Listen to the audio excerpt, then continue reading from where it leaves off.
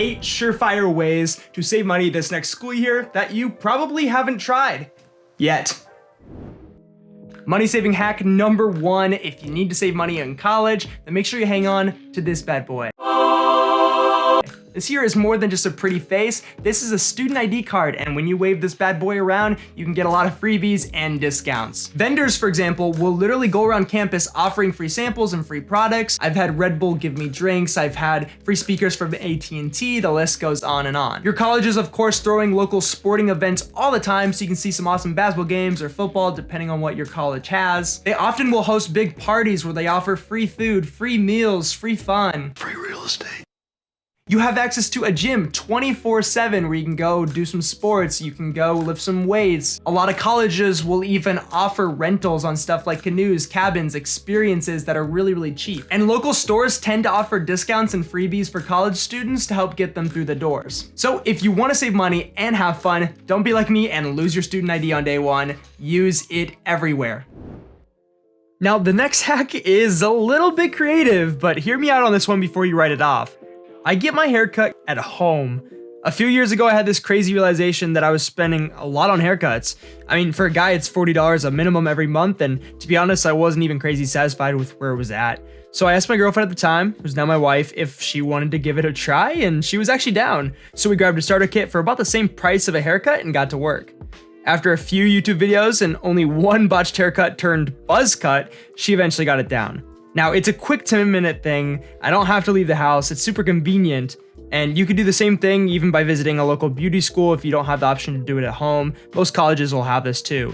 Usually costs about $5 for a men's haircut, so it's not bad. Now, this isn't going to save you an insane amount of money, but it is super convenient and it's free, and that is hard to beat. Money saving hack number 3, learn to live off Facebook Marketplace. Basically, you're going to make it a game to spend as little as possible. Look for good deals in everything because they are there. I can't count the number of times I was scrolling on Facebook Marketplace and found a couch or something that I knew was of worth that someone was giving away, just putting on the curb, and I was able to go buy it or pick it up for free, turn around and sell it immediately for a decent profit. I love to do the same thing with thrift stores, so if I'm ever near a TJ Maxx, a Ross, or maybe a Goodwill, I'll just walk by and see what good deals I can find. On one occasion, I found a trendy chair that was listed for $40. I did a quick Google search and I realized I could sell it for maybe $120. I immediately put it on OfferUp. In a matter of a few hours, I was already delivering that same chair to a local college student and realized an $80 profit. Not bad.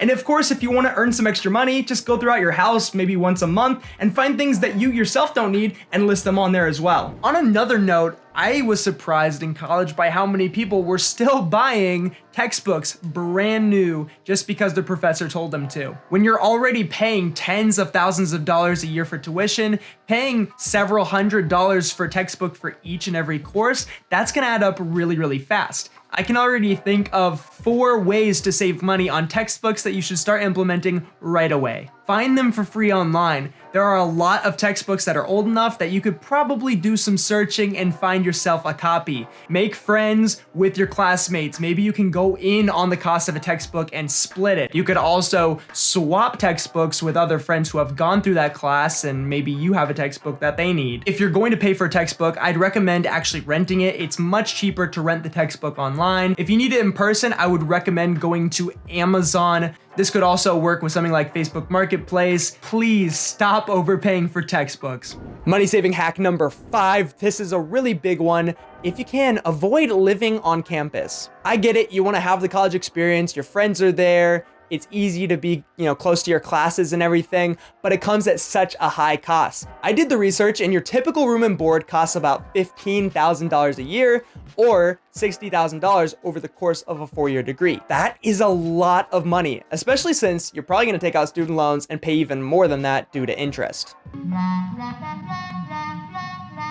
So here's what I recommend instead. Just get off campus. The best thing you could do is you could live with your parents. If you're already there, it's not hard to keep living with them for a few more years. I know it might not be ideal for either of you, but as long as they're willing, you should definitely take advantage of that because you'll save so freaking much.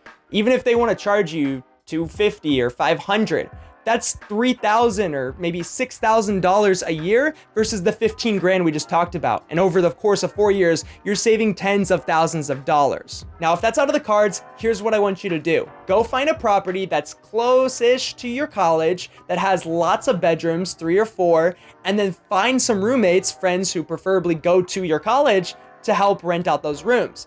Say, for example, you find a big house with 4 bedrooms, $2,000 a month in rent. Depending on where you live, that may be perfectly reasonable. So you have 3 other bedrooms to rent out. You can do that at $500 each. Now, after this, I would take it a step even further and I would get rid of the car altogether. You spend a few $1,000s a year just to have a car, and if you don't need to do a bunch of traveling, then you're better without it. Honestly, if you're close to school, like we just talked about, you could get a scooter or a bike. You could take the public system, which is usually free for students, and just get along with that. And hey, if all else fails and you do have to do room and board, you could still wipe out that expense entirely by becoming an RA. I have a friend who does this, and because of it, he's saved thousands of dollars and all for a few hours a week of work, just kind of maintaining order around the dormitory. Now, if you really want to save some money in college, I would recommend skipping your classes. Ben, that's horrible advice.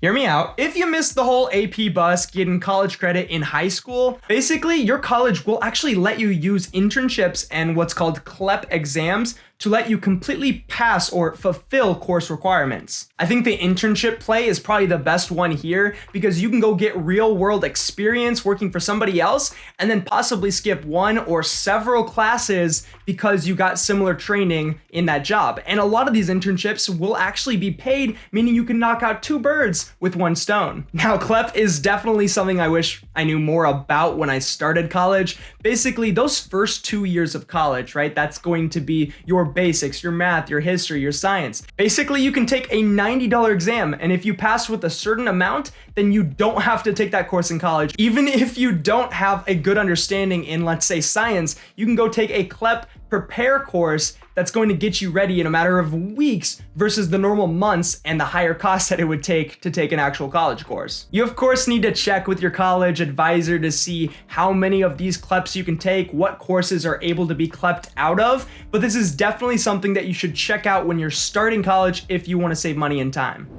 Now for me, the kitchen is a magical place. I save a lot of money here and I make some really, really good, healthy meals here as well. The average meal plan at a 4-year university is about $3,500. It can be slightly less, it could definitely be more. And you're gonna eat about $5,000-$6,000 worth of food because no one can eat that much. Now for reference, I shop for my own food, I make it at home, and I'm eating good, I'm full, and I'm healthy. And this doesn't have to be complicated, which is why I think most people won't do it, is they want convenient, they want simple. Well, I think that making your food at home, shopping can be that way too. You could follow a blog or follow a YouTube channel. I started off by just looking through blogs that had recipes, choosing 3 or 4 that I liked, saving them in my notes app so that I could come back to them later. And I did this until I had maybe 40 or 50 recipes that I could draw from every week. I recently made a video showing you how to use AI to do this in a matter of seconds. You can literally go to a free AI bot called ChatGPT and tell it to make you a meal plan, and it will spit it out immediately exactly how you like it. Literally, the only way that this doesn't work is if you live on campus in a small dorm and you don't have access to the equipment you need to do some cooking. And we already went over why you shouldn't live on campus,